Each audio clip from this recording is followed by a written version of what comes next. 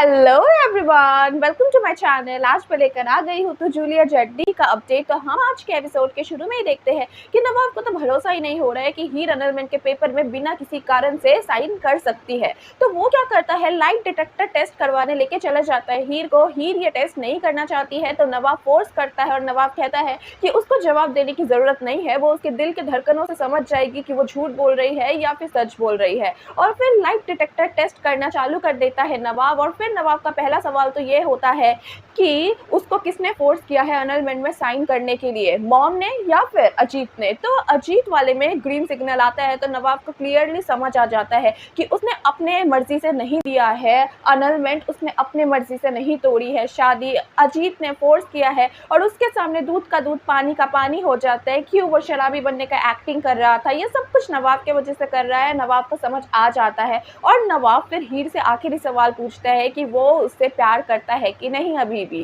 तो हीर तो प्यार करती है नवाब से, लेकिन हीर फिर कह देती है अब इन सब बातों का कोई भी मतलब नहीं बनता, कोई भी उन दोनों को एक साथ नहीं देखना चाहता है, तो ये रिश्ता खत्म करना ही बेहतर होगा। लेकिन नवाब भी हीर से कहता है कि ये रिश्ता अब खत्म नहीं होगा, ये रिश्ता फिर से जुड़ेगा। नवाब तो मन ही मन आइडिया और प्लान दोनों ही कर लेता है कि वो हीर से दोबारा शादी करेगा। और पहली बार तो वो कोमा में था जब शादी हुआ था, लेकिन इस बार वो धूमधाम से शादी करेगा। वो अजीत के पास जाता है और उसे धमका के आता है और ये भी कह के आता है हीर की शादी उससे दोबारा होगी और उसका चैलेंज है, ये चैलेंज वो उधर करके चला जाता है। और फिर नवाब चला जाता है हीर को ढूंढने, हीर को प्रपोज करने और उससे दोबारा हाथ मांगने। और फिर हीर भी नवाब को ढूंढती रहती है इधर उधर। और फिर हीर और नवाब दोनों मिल भी जाते हैं, लेकिन हीर कुछ बता पाती इससे पहले ही उसके फ़ोन में एक फ़ोन आ जाता है। और वो फ़ोन किसी और का नहीं, जहाँ पे सीपीयू के सारे न्यूज़ छपते हैं वहाँ से फ़ोन आता है और हीर से पूछा जाता है कि क्रिकेट टीम के किसी एक लड़के ने नाबालिग लड़की से शादी करी है और रेफरेंस में आपका नाम दिया गया है, क्या ये सच है?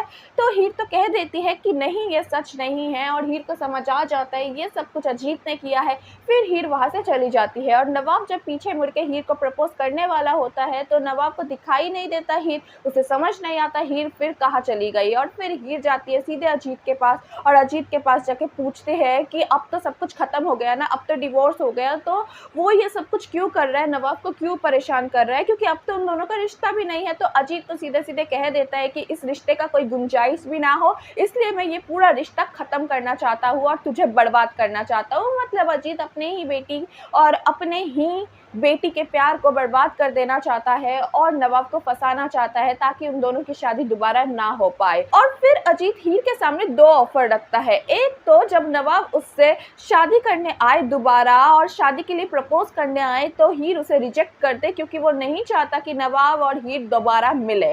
और हीर के पास दूसरा ऑप्शन ये होता है कि नवाब के साथ सब कुछ ठीक कर ले और नवाब का करियर खुद ही अपने हाथों से बर्बाद कर ले। तो हीर के पास ये दो ऑप्शन होता है। और दूसरी तरफ हम देखते हैं नवाब बूजो से कहता रहता है कि हीर क्या मुझे एक्सेप्ट करेगी, तो बूजो भी कहता है वो जरूर तुझे एक्सेप्ट करेगी दूसरी बार भी। तो इसी के साथ हो जाता है आज का अपडेट खत्म। तो क्या लगता है आपको, तो जूलियट जर्दी के अपकमिंग एपिसोड में क्या होने वाला है? क्या हीर और नवाब पास आ पाएंगे? अजीत के कॉन्स्पिरेसी से वो दोनों बाहर आ पाएंगे? नवाब को पता चल पाएगा कि अजीत ने इतनी बड़ी प्लानिंग की है उन दोनों के रिश्ते को तोड़ने के लिए? नवाब क्या सबक सिखा पाएगा अजीत को और ये शादी क्या हो पाएगी शांति से?